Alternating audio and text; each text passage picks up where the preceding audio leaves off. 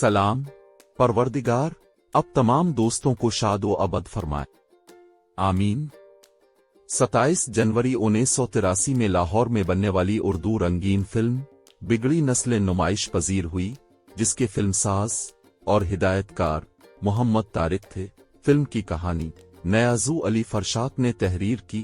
Film की अक्सबंदी Masood but ने मुकम्मल की।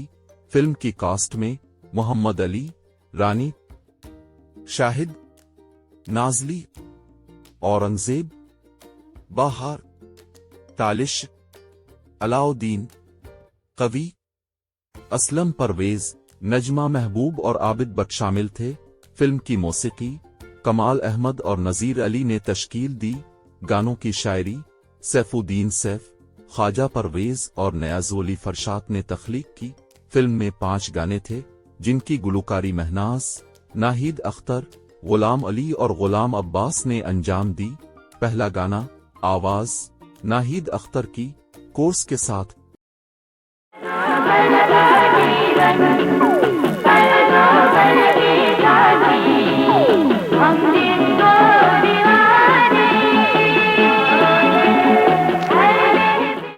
दूसरा गाना आवाज महनाज की।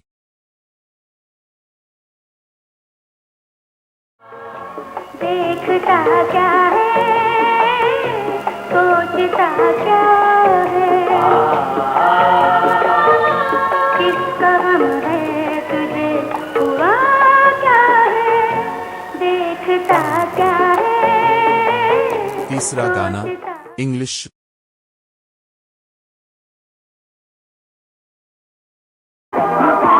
आवाज गुलाम अब्बास की।